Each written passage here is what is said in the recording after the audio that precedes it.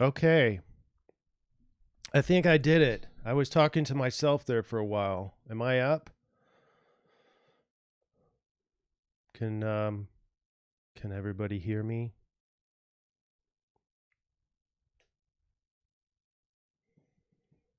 Hmm. Do do do.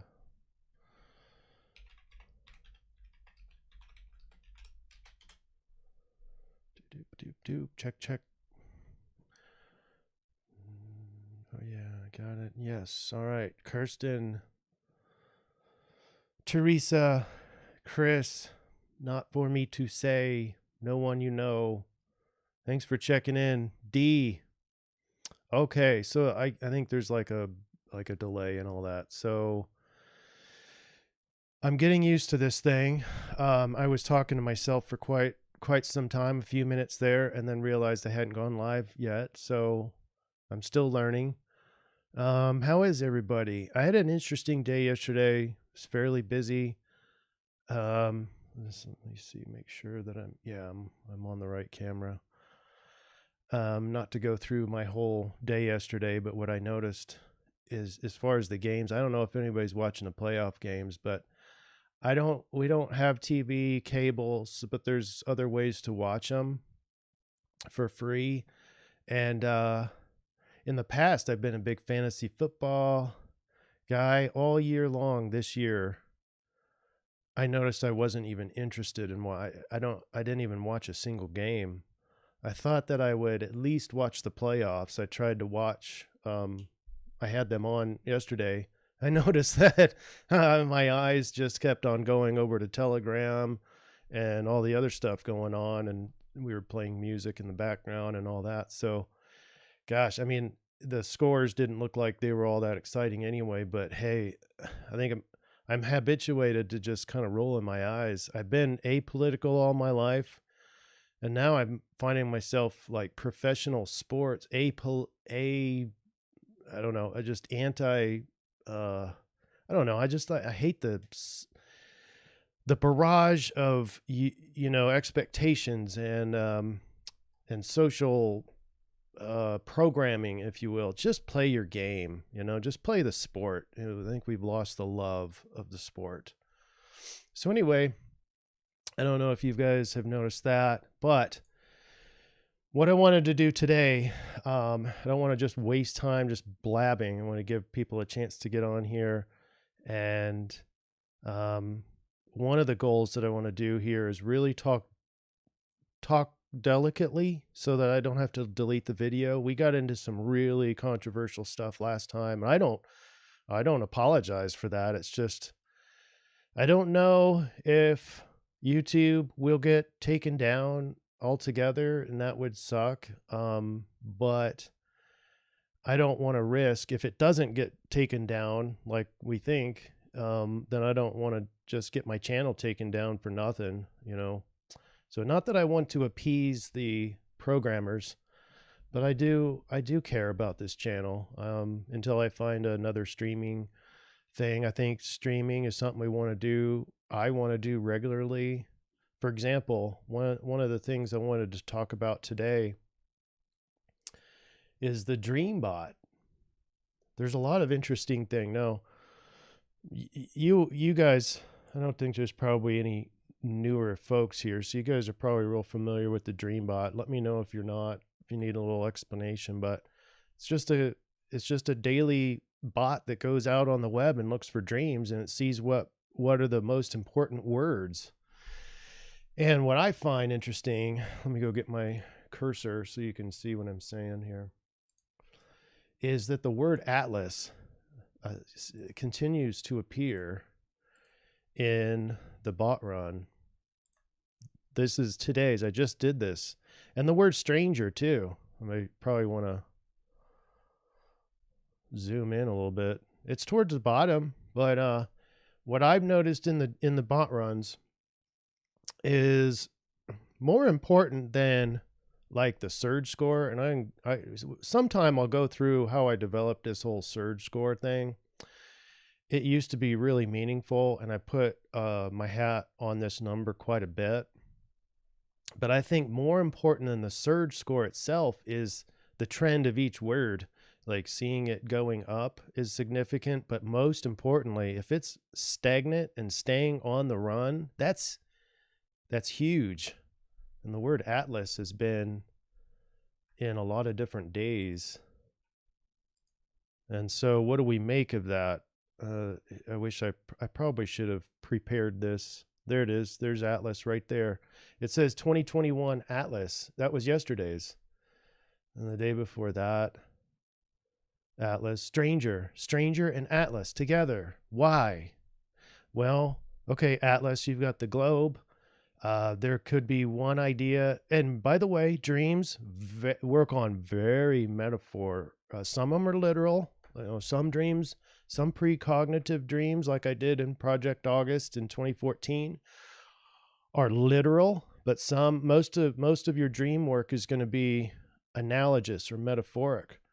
And so I look for metaphors. Atlas implies the globe. That's the one meaning. And the atlas, it's like, where is everything kind of thing. It's like a map. And this sort of implies that it's the world. And so what's going on now isn't just you and me. It isn't just the U.S. It's the whole world. And I was listening to Scott McKay earlier. What a fantastic guy, in my opinion. Just I apologize if I'm going to throw a lot of these names out, and I don't want anybody to deify or demonize, but that's how the human psyche tends to do it. We tend to categorize as people of, that everything they say is important and we should be honoring it. And then we got the other group that it's just all horse crap.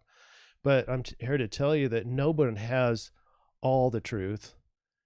And so I try to get as many different perspectives and variety of perspectives. Some of them are horrific, like Stephen Quayle. Sheesh. Mike Adams' Health Ranger report yesterday turned from what was really positive in days prior to extremely negative yesterday. I don't know if he's got a more current one. But anyway, Atlas could imply just it's a global phenomenon. Now, I'm really happy with that analogy, but Atlas is also kind of like the Atlas Shrugged, and the word stranger has been in the runs longer than Atlas, and so that's sort of that Atlas Shrugged book novel by Ayn Rand, I think is in here, and Atlas being the strong dude who's God who's holding up the globe. He's super strong, but he's shrugged, so he's kind of like weakened. Oh, that I just thought of something. Weakened. I'm sorry, I've kind of maybe jumping around here, but I just saw this right before I hopped on here. This is a repeat of this. Is if you don't remember that January 20th. This is the astrology of January 20th. And the reason why I just said something that seemingly meaningful is that the sun and Mars are two yang on each side of this thing, but they're both weakened. They're both in detriment. I find that fascinating. So you got both sides of this tension. Okay, and that's the other thing that we're going to talk about is we're going to look at the astrology for this week, and we're going to compare. We're going to try to see if a lot of these people I'm going to mention have better theories about what's going to happen, like better predictions based on what we see in the astrology. So we're going to like analyze people's theories about what's going to happen this week based on the merits of what we see in the sky, as above, so below. That's kind of the theory. And I'm really excited about doing that. And I didn't prepare a whole lot for this, and I apologize, but I could have really listed all these different peoples and their philosophies and see which one holds the most merit in terms of the astrology that we see. But I didn't. So and you guys can throw some, in fact, do that now. Think of all the people now. Okay. So think of all the people that have predictions about what's going to happen, particularly this week, but not maybe this week, but also, the next 2 to 3 months. And who's your favorite? Maybe not, maybe not the most positive, but the most realistic in your mind, the most accurate. Maybe not your favorite, but most accurate. Who do you think is the most accurate in predicting the next, say, 2 months, but especially this next week?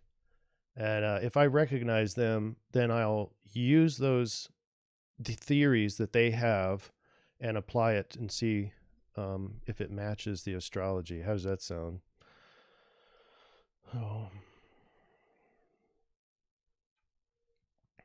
No one says some of the folks you mentioned can get a little extreme. Absolutely. But at the same time, this is extreme astrology, first of all. Has anybody ever seen an alignment like this? I haven't. And all these squares here don't even include the Black Moon Lilith and Chiron. So there should be even more squares, if you can imagine that. I mean, that is just unprecedented. We're in unprecedented times, for sure. So let's start with maybe the extreme negative. Let's say Stephen Quayle. Yeah, very extreme, very always shocking. So like all of his stuff is shocking. But apparently, if you overlap with some of the other folks, the only part he leaves out is that there's any allied forces waiting to prevent the Chinese military from just invading and taking over the country, physically taking over. No longer is it more of like a slow leak psyop on the internet kind of thing, just swaying people's minds. Now it's like physical, according to him. And, we're going from, doing well, putting food on the table, and according to him, you now only get a bowl of rice and stuff like that. Okay, so take that theory, and I probably butchered his theory, but I made the mistake of listening to him right before bed one night, and I didn't think it was going to matter. I thought it was just going to be water dropping off of a duck's back, but no, I slept horribly that night. So let's take his theory. Does that make any sense here? Well, let's go over a little bit of this astrology a little bit deeper first. Not to take the whole time here, but what does a square even mean? Square is 90 degrees around this circle, around the zodiac, and it implies sort of a block of energy. They remind us, they hammer this in the training, that none of these alignments are bad. None of them are good. Black Moon Lilith isn't bad. It's just an energy. It's a imprint on arguably on our DNA. And so it affects our emotions. It's almost doesn't determine our behavior, but we have to react to the energy that's imposed here. So a square blocks energy generally. It makes it harder for energy to flow from one way to the other. And so it can feel very pressured. A lot of people equate the square to just Mars. It's similar energy. It's like gets uptight easier, conflicted. We misunderstand each other. I like the analogy of having a piece of sand in the clam or the oyster, and over time it just keeps on rubbing that thing until it turns into a beautiful pearl. And I think that to me sounds a lot more like Saturn to me, where there's some sort of benefit on the other side. There's no guarantee of anything in astrology because you got free will. You got free wills that are being affected by this energy, this imprint, and then you have to wait and see how they react to it. So it's very hard to predict. That's my theory. It's very hard to predict actual events in the future based on astrology, but it's real easy to predict what the energies will be at that time, on any time, any second, any hour of any day in the future or even in the past. So that being said, This is a massive amount of blocking from one side. I call it Taurus side, the bull-headed bull. And then on the Aquarius side, my favorite is this side, but my sun is in Aquarius, real close to my solar return here. Solar return is where your sun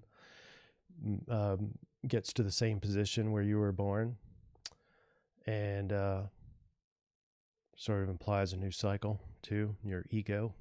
All right, so on one side, you have just the Aquarian feel. First of all, it's going to be, in my opinion, sort of observing, but freedom loving. Just stay away from me. Just let me do my thing, and very, it can be friendly, and it can be very interested in the collective good.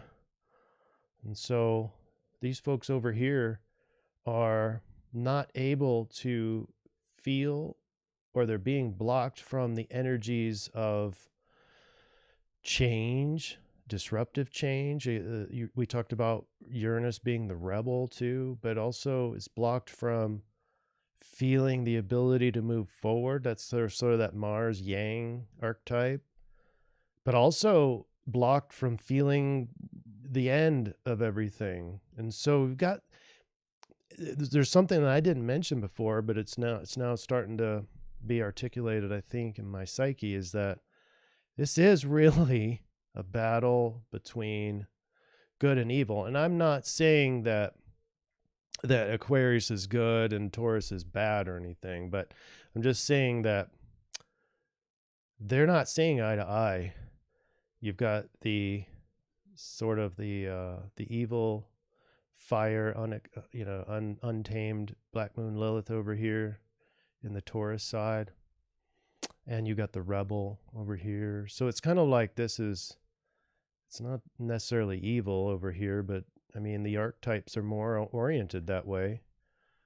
And over on this side, you've got the optimistic of Jupiter in freedom loving Aquarius, and then you got Saturn, which is sort of the hardship, but he's the old wise man. It's not like he just gives you crap just to make fun of you. He's not a bully. It feels like it. So anyway, I don't even know how to make sense of Stephen Quayle's theories, but it's not out of the realm of possibility, especially if you see this is extreme.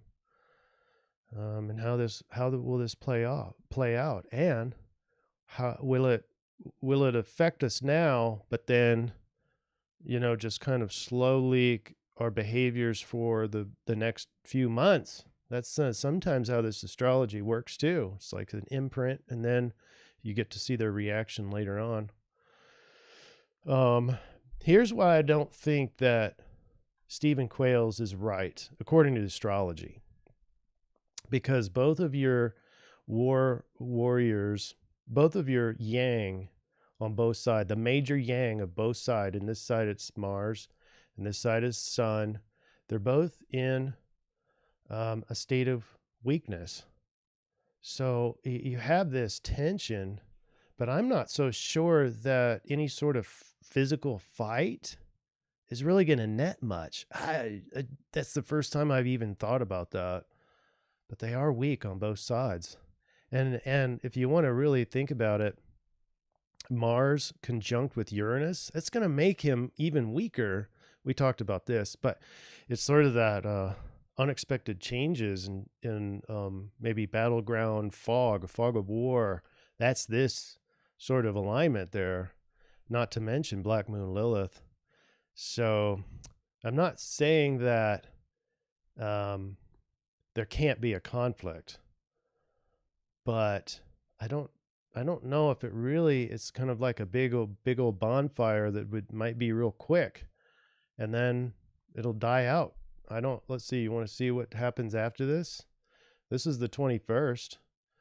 So you got the moon in there now, and Black Moon Lilith is right there getting real close to Mars. So that's getting real dicey over here, and your emotions are into it. But look at the congestion. Look at the squares are reduced. Starting to break up, but it's still massive. It's going to be a couple long weeks, I think. We already knew that though, right? I mean, no surprise there. It's just less, but there's still a lot of squares. That continues. So you might as well just say the rest of January is conflicted. It's pressured. It's tension. But because Mars is in a weakened state, and so is the sun, I don't think the two different sides are going to feel all that strong. In other words, maybe it's a fight or a pressure or a tension to get to a state of peace. I think that would match someone like, is it Scott McKay? I just said it earlier. No, I've already forgot. All right, let's pick another person to analyze. So just to summarize, Stephen Quayle, I don't think the astrology matches his take. If we were talking about like if all this group was saying in Aries, then Mars in Aries, which is where it used to be, recently, then you've got a big old heavy hitting warrior on one of these sides. So that would be a different story.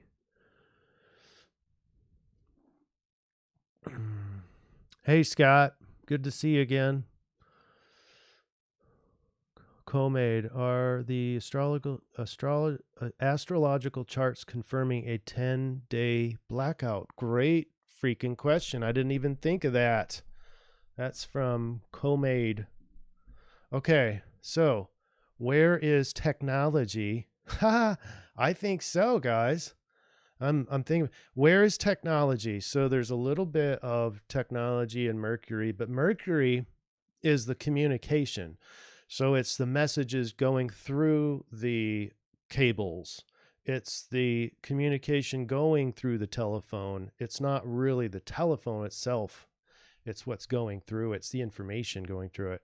Uranus is known for kind of the inventor and the technology and that sort of stuff. He's just gone direct. I can't remember when. It was just a few days ago or yesterday. I don't remember. But he's direct on the 20th. He's direct. Now, let's see. Together in Taurus, I'm thinking more along the lines of Black Moon Lilith. And so maybe we get into the following week where, okay, so here, this is Black Moon Lilith is past Uranus. So let's go back up. Let's see where it transits. Anyway, I'm looking for Black Moon Lilith and Uranus together. They're only 3 degrees away right there. So they're pretty much on top of each other right there. Okay. So there's 1 degree and then the next day. So that's the 22nd. In my opinion, absolutely a blackout of some sort would make sense there. I don't know if 10 days.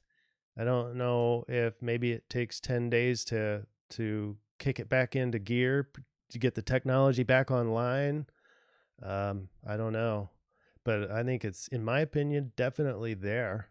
It doesn't mean it'll happen, but I think it is commensurate in the stars. Great question. Now I think it's, let's see here. Okay, so most people would say a conjunction would be about 8 degrees orb. Call that an orb. So I'm looking at on the 22nd. Okay, so the way I'm thinking about this is the Black Moon Lilith really disrupts the technology, that's be Uranus, and death, like this, the Reaper, if you want to think of Black Moon Lilith as kind of carrying around this little hatchet thing.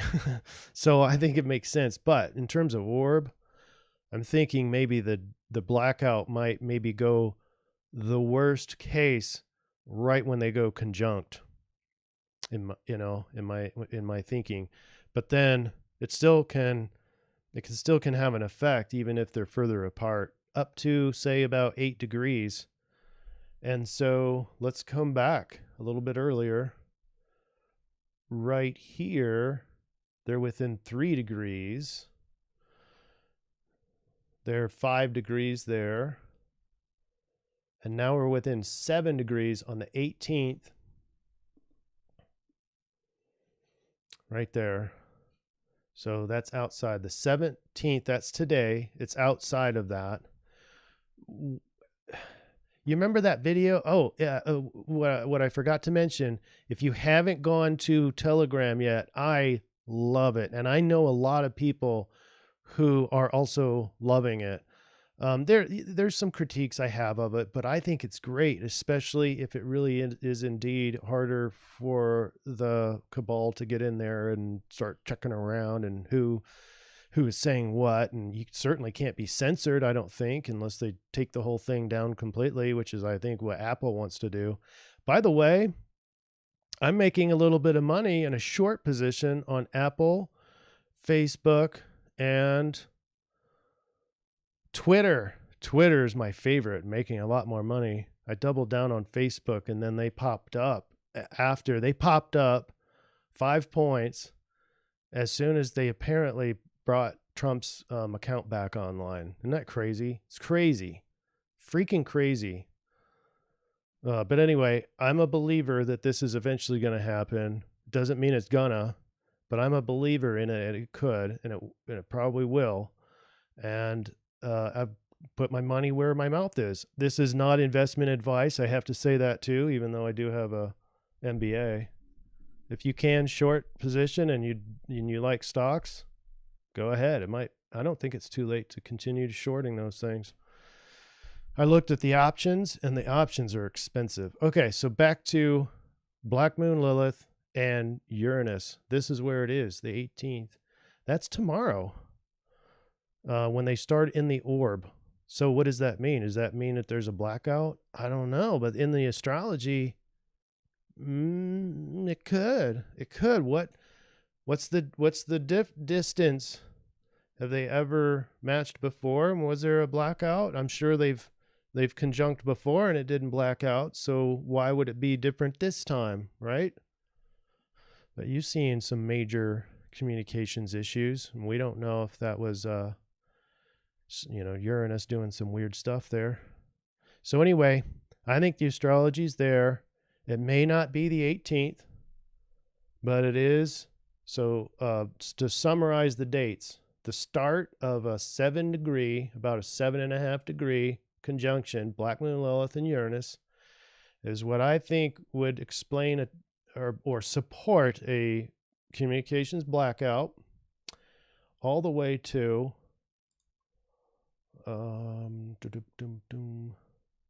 Geesh. That would be the end of the following week. Here we go. There's 3 degrees. That's 4 degrees. That's, have to do some math. 6 and 3. There's 9. Okay, so the end would be birthday boy. Yours truly. There's my solar return right there. Boom. Okay, so that could be the end. How many days was that? 18th to the 26th. That's dang near 10 days. That's amazing. So, not saying it'll happen, but could. All right, next. That was a great question. What you guys chatting about? Ricks. Who's R-I-K? I don't know R-I-K. Chris says, if it's been written on paper and read by humans, it's in the superconscious and someone else has and felt it and seen it. I agree. Hey, Milos, how are ya?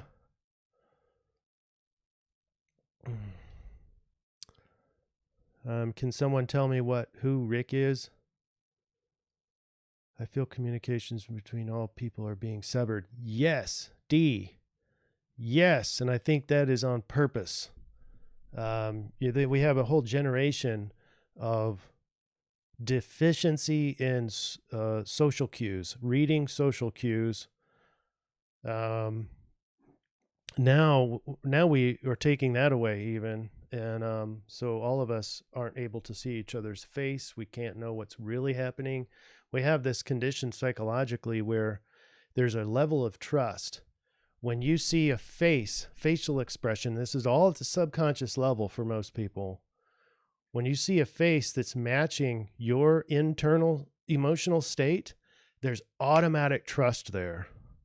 We've proven this. There's no proving, but the studies show it, suggest it. And what they're doing is separating out trust at the very core.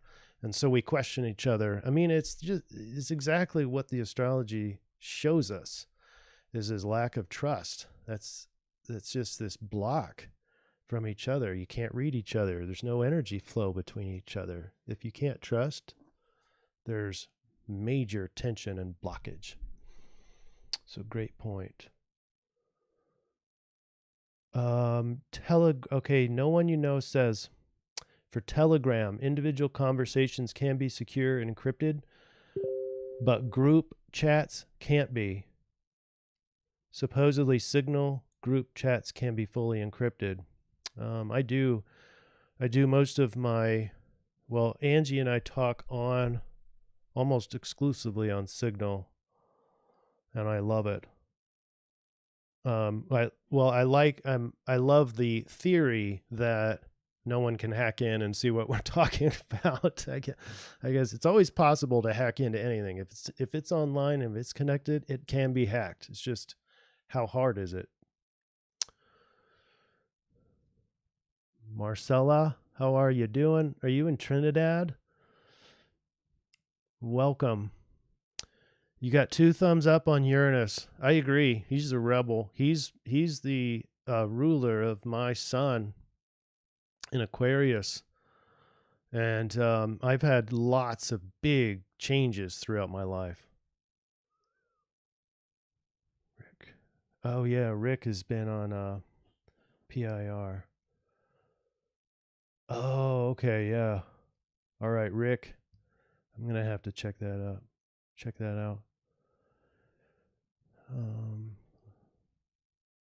Oh, really? Rick left for a while after apologizing to Biden's, I guess, sort of got confused, if you will, or what? Biden, no one has all the pieces, but everyone got a piece of the puzzle. I totally agree. I agree. And even when you find somebody, this is what we talked about before, but it's extremely important. Even if you find somebody with great info and regular great info, and great, I mean accurate, and maybe before you see it from everyone else, even then, they still shouldn't be deified in terms of, we should be analyzing every single message. It's the message, not the messenger. We can get great messages from awful people, from the devil himself.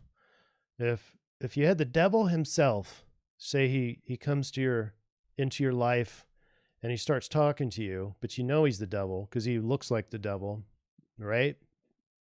And so you just go, well, he wouldn't be tricky if everything he said was incorrect or a lie. They give you like maybe 95% truth, and it's those critical 5% that lies that are real critical. That's kind of what news does. They throw a lot of, well, superficial truth in there in factual statements, but it's those big gaping lies that really get a lot of people. So focus on the message, not the messenger. So, just as an example, Rick, apparently, if he's apologizing for Biden's presidency or bowing to Biden, it sounds very incorrect from our standpoint, but that still doesn't illegitimize his messages. Still analyzing the messages would be important. Interesting. Sally says Rick's last reading bordered on demonic. Yikes. That I think, okay, I don't know if I should say, Mike Adams normally is, seems to be focused on just here. I'm just going to give you the facts, although he does spend a lot of time being, I don't know, jokey and comedy and that sort of thing, which is nice. Humor's great. But recently has slidden a lot more into, is slidden a word? Sliding towards the kind of the Stephen Quayle kind of a thing where it's just completely negative. Now, what I like to do, as you guys know, in the CIRF reports, I love doing triangulation. That's why I like to listen to a lot of different perspectives, try to overlap them. I try to find the overlap in there. What's hard about this process is that there's so many varying predictions about what's going to happen, and they don't really overlap in some cases. And so do you throw those out because they don't overlap with the others? I don't know. It's very hard to predict what's going to be happening this week. It's very enticing to believe I want to say a certain word, but we'll get this thing deleted if I do, but it's very enticing to think that we're headed into a golden age. And there's a lot of historical facts that support this. We're on the edge of a golden age. Okay. And, but it doesn't, there's no guarantee. There's, but at the same time, what I did in the DreamBot in the National Dream Center, when we were predicting things on a regular basis, I just can't anymore because I don't have the time, but I love doing this. Future prediction is a passion of mine. But anyway, we were trying to figure out the difference between prediction and creating. And so maybe what the task is right now isn't to accurately predict what this next week's going to look like, but create it. And that's why, like the David Wilcox, every time he comes on, is more or less and less frequent as the 2020 moved along. But every time he comes on, there lots of information and then a mass meditation. So I think that he's one of those helping create, but he's also making predictions as well. What if it is the same thing, predicting and creating? Self-fulfilling prophecies. Can someone tell me what Laura Walker's latest thing is? I can't keep up with all the different predictors. Okay, so knowing Rick, he originally predicted T would win and then apologized for his prediction being incorrect. But check the community comment section on this channel. They settle. Okay. Create it. Yes. Northern Lady says, create it. Yes. So how are you guys creating it? Are you imagining what a golden age looks like? It's hard when you've got this influence all around you and everyone else is under that influence, right? It's not just you and I because we're aware of it. Even the people who aren't aware of it are still under this influence. And so you have to pretend that this stuff doesn't exist. You have to pretend that there's not a lot of chaos happening. And then imagine, I'm not convinced that you have to pretend, by the way. But a lot of people can't defuse from it. They're in it. If they're seeing this play, if they're seeing the invasion of the Capitol building, which was whatever, I don't want to get deleted. So invasion of the Capitol building, and you see it on the screen or whatever, or in the videos, you forget that golden age can be created in the future for that moment. So do you have to separate yourself from those things? Can you not listen to Stephen Quayle? I would suggest that if you get gripped with fear by listening to Stephen Quayle's, then don't listen to Stephen Quayle. But I think it keeps you in check to make sure that you at least have a variety of different viewpoints. Because we do get into this echo chamber thing. That's how the AI on Facebook and Twitter gets you. That's how they divide us. They go, oh, you like hearing these things. And then they know this by how many likes that you put out there. And then they give you more of that stuff until, they start censoring you because of your interests. So anyway, I hope that helps. I was going to go look at one of the things I wanted to do was read the comments. And because I forgot to do that last time. So anyway, this is our stats on each one of our videos, and you can see that the watching is going higher, and it's because of you guys. Thank you for sharing. It would not have happened without this.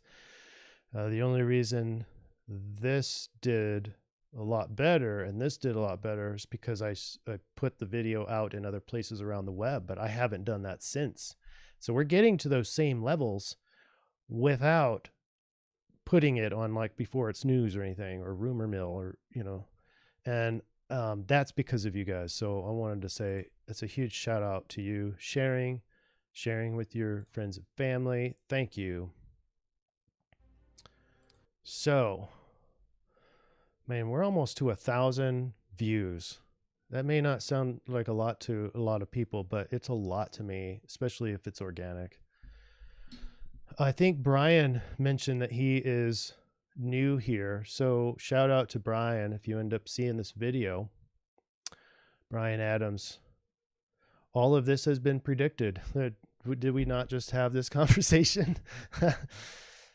Okay, yeah, there are no armed rallies planned. I think that's a very important thing. I think they're wanting people to show up to these things. I think it's just whatever comes out of the FBI is like just ridden with agenda, in my opinion. I like that he put in the colors. Yeah, I noticed that too. These are Chinese colors. And houses of Congress, yeah. Everything you have said is so dead on correct. Thank you. This is the end of the Piscean age and into the Aquarian age. I agree. This week will be biblical because okay, I can't read it all, but I can zoom in and have you guys can read it too. If you haven't already. Whoops. What happened here? Okay. There is no moon at all with the Saturn-Jupiter conjunction, which means the incoming president has no support of the people. That's an interesting take. I'm not sure exactly what that means. There is no moon at all. I'm not sure what that means. But if it's true, I agree. Noel, I keep a close eye on Venus and Neptune because they are very dominant in my natal chart. And what she says is she talks about Vesta. Venus trines Vesta in her home sign Virgo.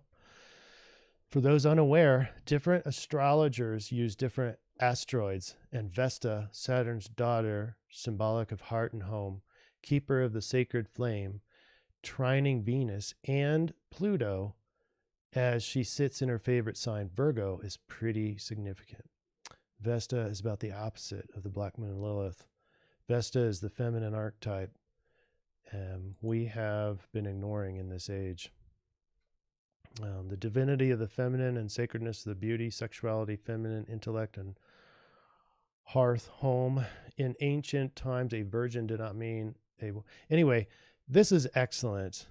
And I'm going to do, when I have time, I really want to do some deeper exploration of these asteroids and other planets and other positions in the sky. Like Dark Moon Lilith isn't a planet or even a rock. It's a point in space.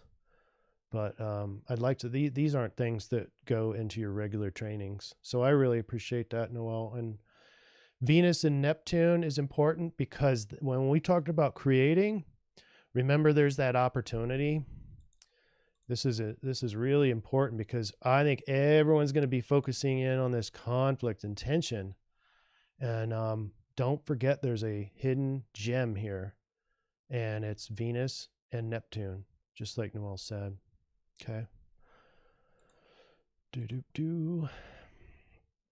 Good taste art. Feeling down with regard to Taurus, the sign of the mother, and one of the trine of practicality is fortunate because it gets the gears turning towards what is practical form of self-preserving and the motherly aspects of life. Discomfort, like it or not, moves people to change for the better. Yeah, I agree. So whereas I think what she's saying is that sort of angst that comes along with knowing that there needs to be some sort of change. It's not like a Saturn thing where it gives you a hardship to overcome or a hill to climb. It's more of an internal emotion in the form of discomfort that moves you to change something. The inner realization that to sustain life, change must occur.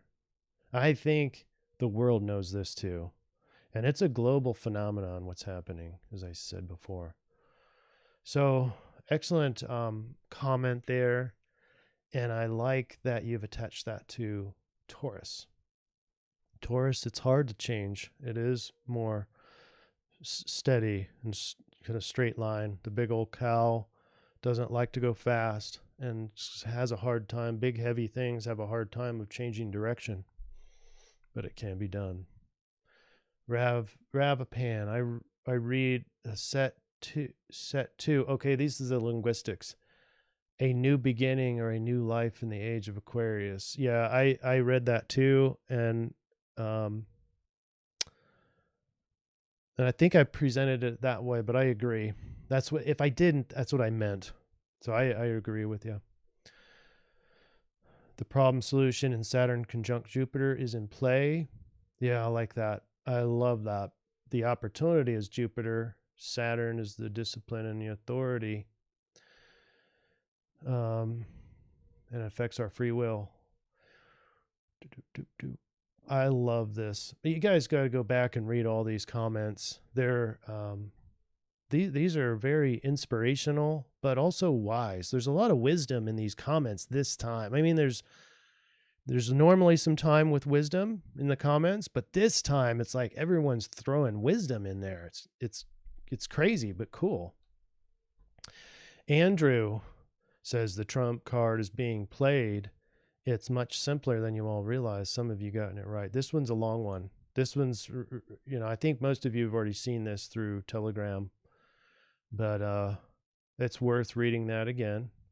And we hear checkmate at the end.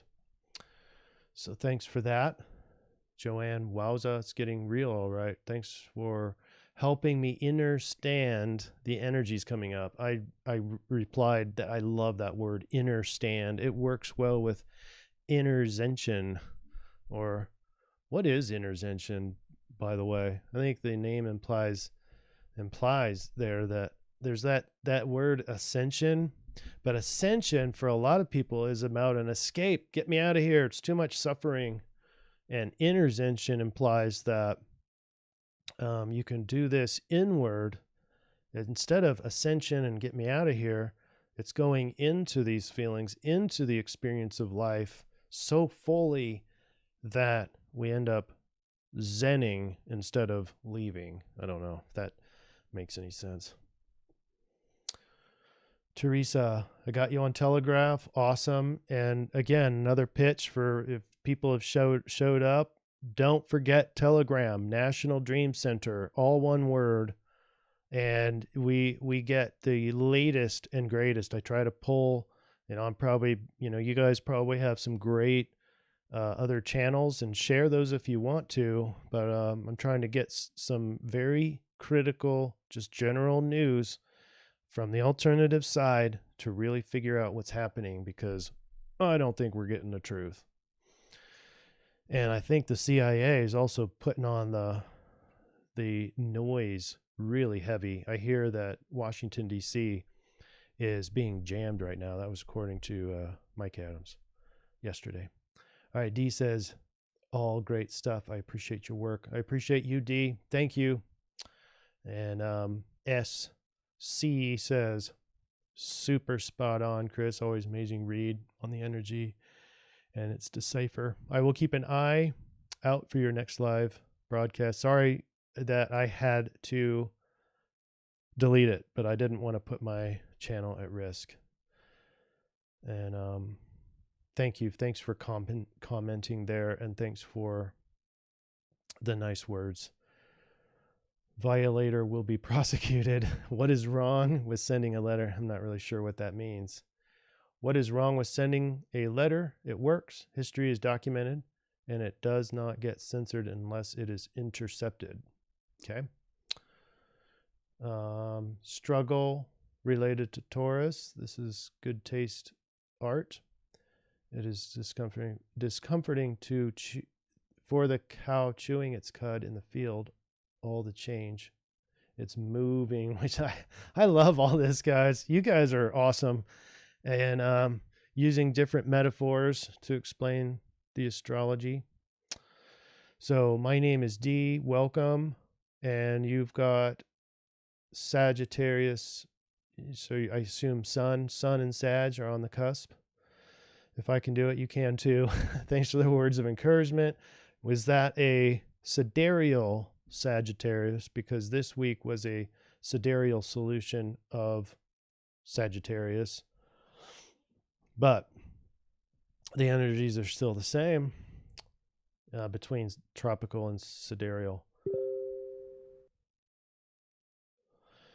Your blessed brother, thank you. I thought I was going crazy. Thanks, Tim. Yeah, this is interesting because the side gig that I'm doing for the CIRF reports, the reason why I started the CIRF reports is to see if I could simplify the energy for me, and I want to see if it's showing up in all these clients. In other words, I want to see if everyone's feeling the CIRF report, the one main energy. That's why I wanted to just be very simple, because, there's other astrologers that go really in depth, and you can, because there's a lot happening out there. I mean, you've got all these planets moving into different zodiac signs. You got different alignments. You got tropical versus lots happening. You got reversals and retrogrades and all that. But I wanted to do the opposite, just one big energy. And sometimes it might be so confusing and so congested of different energies that it's unrealistic to have a single energy. But so far it's pretty good, and a lot of my clients are exhibiting those signs of feeling the influence. So anyway, I'm glad other people are getting the benefit. The struggle is real, and so just to go full circle on this, I thought I was going crazy. I wanted to also, at the time, I was working in a psychiatric hospital. So these were very acute persons that really are going crazy.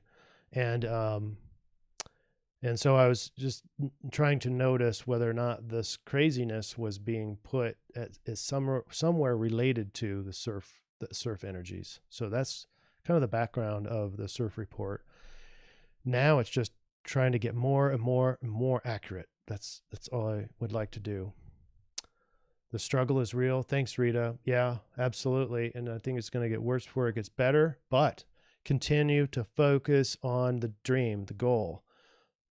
March, April timeframe, but even a year from now timeframe, you've got to put more details into that. If you can't imagine it, it will never happen.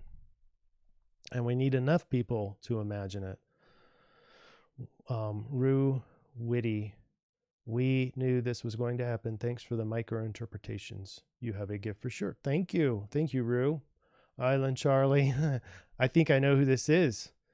Island Charlie says this guy's good. Thanks, Charlie. Milos, I find your analysis illuminating.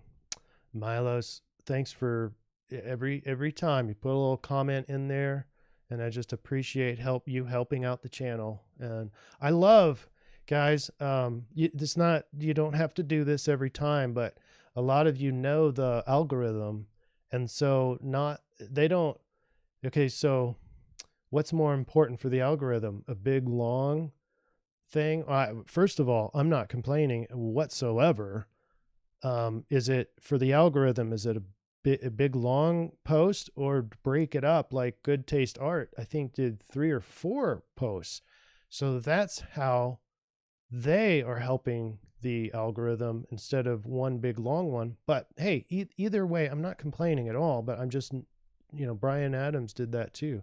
Several smaller ones. So anyway, you don't have to, just something I noticed, and that really helps out the algorithm. Lillian says, could you explain to me who you are referring to when you are referring to patriots? That's interesting. I'm a retired Air Force Lieutenant Colonel. I flew F-15s. I fought in 4 different wars. I have 300 flying hours, 330 combat flying hours, which is a substantial amount. And I'm a patriot. What makes a patriot? I think what makes a patriot is not just having said the commitment to the Constitution, but actually knowing it. I haven't memorized it. I'm not an expert on the Constitution, but I do know that enough to know when someone is crossing that Constitution. So ultimately, I think patriots equates to people who appreciate freedom, but even more so are in alignment with and supporting and defending the Constitution of the United States, but not just saying the words, actually doing it. Okay, so that's what I mean by patriots. Happy to see you on Telegram. Renee, thank you for your voice and work, Chris. You are so appreciated. I appreciate you, Renee, and I hope you're getting good stuff out of the Telegram. Not for me to say, good deal. Even these short comments help the algorithm. There's Chrissy. Every time, a lot of little cute symbols and halo.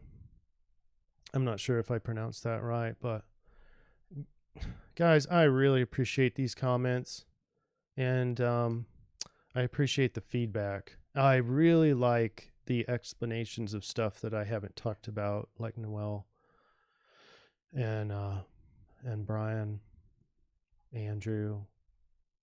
I mean, excellent stuff. All right, what's next? How about I read some comments over here? What have you guys been working on? You guys been listening or just kind of talking to yourselves? Sally says, seems Taurus don't communicate well. I'm labeled stubborn and undiplomatic. Yeah, I can see that. But they're also one of the best experiencers. So one of the things you could do is get out of your head, because that's where the stubbornness is, and feel more, experience more of the conversation. That's what shuts down the stubbornness. And don't feel, I think a lot of Tauruses feel like they're under attack when there's a different idea. And I would propose that there is no attack. There's just some discomfort because it's differing from what your viewpoint is. So if you can allow that to take place and don't resist that discomfort, I think you're going to notice that you're not quite as what am I trying to say? Stubborn as you think. And Marcella says Taurus stubbornness is good for us right now. Stubbornness is not one of those things that's either good or bad. It probably depends on the context. And there's some bad stubbornness because people naturally resist change. But to get to a life in the collective that we really would want, it's going to take a whole lot of a change. And so that whoever's stubborn there might be keeping us from moving, moving along. But stubborn also in the same vein keeps us from changing too far. Keeps it prevents some change. Like the stubborn people were resisting. Oh, there's some things I can't talk about. Dang it. Oh well. Just resisting the extra laws or rules that get placed in 2020. You know what I mean? They were deafening and constricting, and then these stubborn people just acted free. So there's good and bad. No one talks about the triangulation. I can't say I really understand how human design bit Rave Mandala relates to astrology. So Ra Uru Hu is the one who developed human design, and human design includes the I Ching, the hexagrams, the tropical astrology. And he also heard, I don't know where he got this wisdom, but they told him where to place all of these hexagrams. And so he developed a whole new zodiac called the Rave zodiac, or the Rave. There's some word he used for it. And there's 64 of them, and they don't seem to parallel with, you're reading the Chinese I Ching. They don't seem to parallel with the Rave Mandala. It seems to be its own sort of thing. But I'm absolutely amazed. I'd say maybe 8 times out of 10 on these CIRF reports that wherever what I do is I first to do this triangulation process, the conversion from tropical into sidereal, I first find the influence that matches the triangulation of the first part. I find that day and I paste this into the calculator. Then I spin the sidereal and the Rave together to where it goes, the Ophiuchus goes to the Sagittarius. So that's what matches up. This right here is the galactic center and the Ophiuchus. So, and then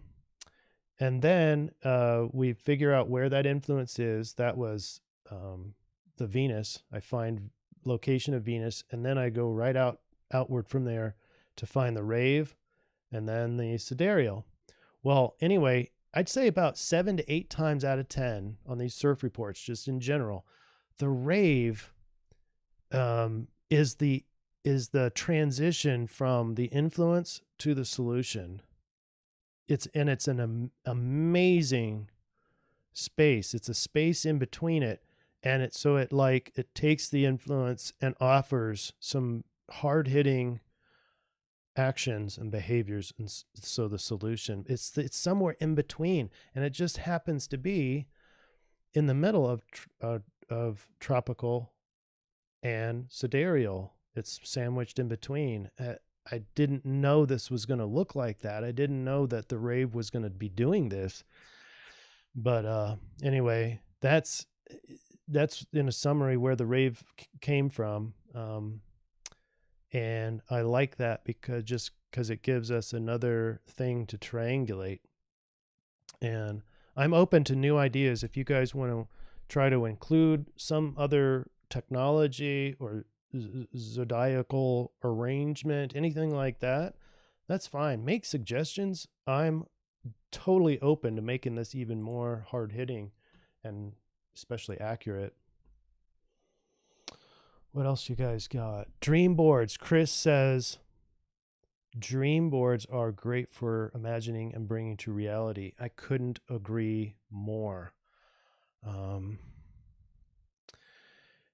Some people include actual dreams. So you make the dream board. In other words, you list out some things that you'd like to see. It's kind of like goals, timing.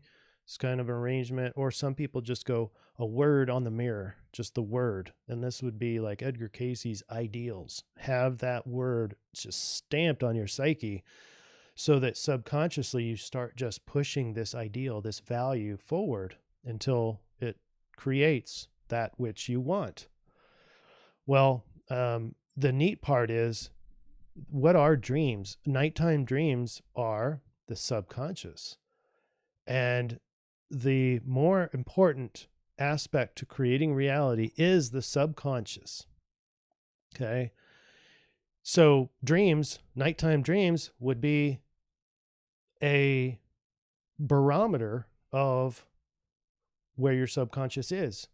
So while you're dream boarding, also pay attention to your dreams, because you can see the difference. You can see the emotional content from your nighttime dreams, compare that to what you want your life to be on the dream board. And over a period of time, as you continue to move along towards your goals, you'll start to see your dreams transform towards that value set. So in a simplified example, I just want a more positive future. And, dreams are start off as horrific and angry maybe, or scary. And then you keep looking at your dreams every night, and slowly, if you keep doing the dream board thing of positive nature, you'll start to see your dreams start coming in line with more positive dreams. That's how you know, or one of the ways to know, that you're transforming your subconscious. Carl Jung said, until you make the unconscious conscious, it will direct your life, and you will call it fate. So what we don't normally know, because it's called subconscious, is what that subconscious is creating for us. And so we do need to know. Bruce Lipton estimates that it's 95% of your reality creation is coming from the subconscious. Meaning your emotional content, how you're thinking, also all the autonomic nervous system, all that stuff is 95% powerful.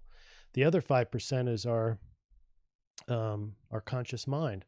You're like, I want this world. I want this kind of world. And then, that lasts for 5 minutes, and then you're back to feeling scared again. So, if you got 5 minutes out of every day meditating on this new world of yours, you're not really changing the more powerful mind, the subconscious mind. So that takes a lot more work. It has to develop into a habit. That's where the dream board comes in. And it forces you, like on your mirror, if you just post those words up on the mirror, you can't not see it. And then maybe what I did was make some MP3 tracks, have my headset in all day long, throwing basically the dream board in an audio format into my brain. And then pretty soon your subconscious changes to comply with that. What are you guys talking about now?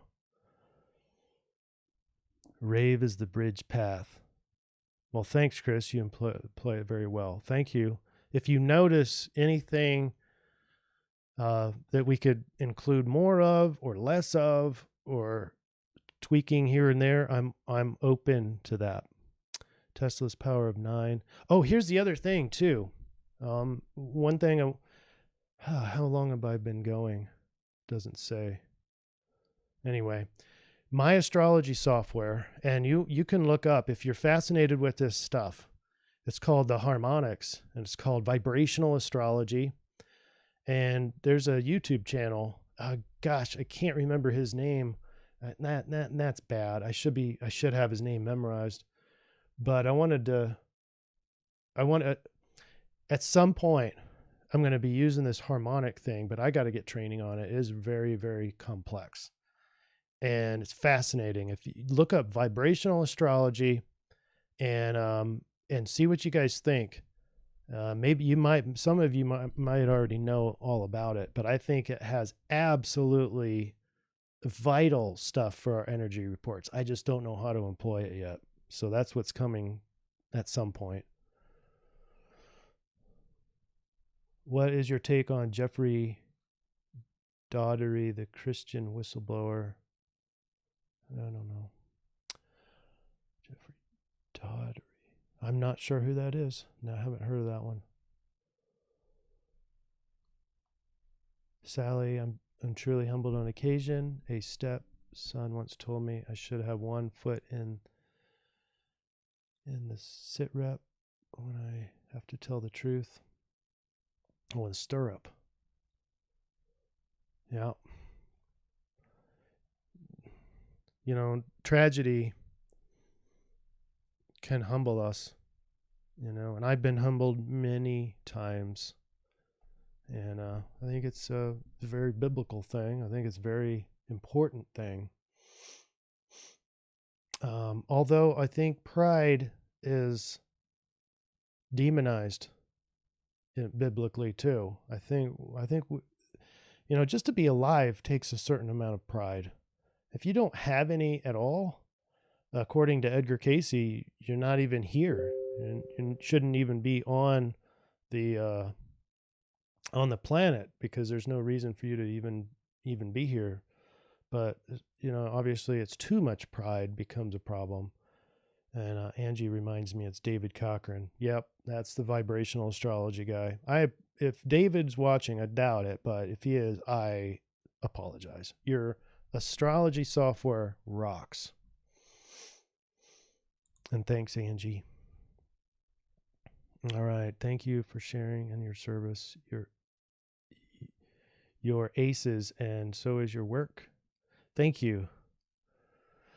The good Taurus stubbornness reference is from Oracle Report and current things going on. Yeah, there's a heavy Taurus influence here, but it is the rebel, Uranus, probably my favorite planet, Uranus.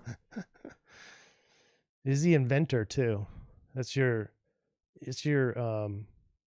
know, you imagine Nikola Tesla in his testing rooms, and you've got these just shards of look like flames coming out, static electricity coming out, and he's the mad scientist, and his hair's all out here because he's full of static electricity. Yep, that's my favorite. Yep.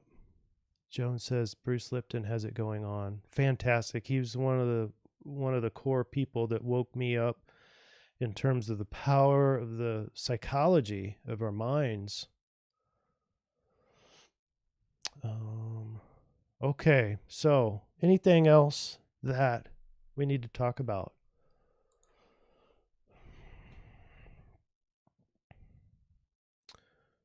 I can't. I'm trying to look and see. Oh, it's been over an hour. Thanks for hanging out, guys and gals. Thank you. It's been fun. I hope it's been of value, though. And I think we succeeded on one of the goals, which is to not have to delete this video. I'm going to leave this up, and you can come back and listen to it at will. Hopefully the AI and the algorithm will say, yeah, that was a good video. We need to spread this around YouTube. So if tomorrow starts the big whole data dump and broadcasting system, then there may not be a CIRF report, but I'm going to keep on going. I've already started it, working on it, and so we will plan on having another CIRF report. I found this last influence to be really weird, and it's kind of eerie. There's clearly that struggle of the squares, but it's like how to live, how to possess things. That was the I Ching. The I Ching freaked me out. It was still all yang, remember? And only one yin line. Oh, one last thing for all of these who are still here. Important. Angie and I talked about this last night. Is I'm using, like it's pretty clear that China has invaded, right? And so you got all these traders everywhere. There's just one down the road at the University of Arkansas. He got taken in 2020, and the FBI came in and took him out because he was connected to China. I I mean, not connected, no, it's beyond connected. It's like they're just full up embedded in the school system. So anyway, he got taken out. I'm not really sure where I'm going. Oh, because I'm using the I Ching. And isn't this a Chinese thing? Oh crap, it's Chinese. And like, okay, there's we going demonizing again. It's not good or bad. It's how it's used. A Ouija board. Oh, it's evil. No, it's how it's used. These are tools. There's a lot of freaking tools. People would say that precognitive dreams is evil. At least people in the past. Remember those witch hunts? Some of these people were killed just because they were having precognitive dreams and they were like too witchy. So it's how it's used, right? And I bet you the I Ching is being used for good purposes and also bad. But I can't believe how accurate this thing seems to be. I mean, especially when there's clearly one sort of energy at play, and it sometimes throws you a curveball, but it ends up always being dead on. So it's not me per se doing these CIRF reports. I'm just following the process and letting the process do the work. So anyway, all right. Well, check in, and if we start this blackout thing, I hope all of you the best, and just watch. Just keep aware, just in case the plan kind of falls apart. And maybe Stephen Quayle is right, but you don't have to live in fear, and make sure you remember to imagine the future of this great world and all the support around the world, that you're not alone. Okay. All right. Let's call it a wrap here, and thank you everybody for being here, and we will chat some more. I'll find a consistent time to do that in the future. All right. Thanks, everybody. Bye.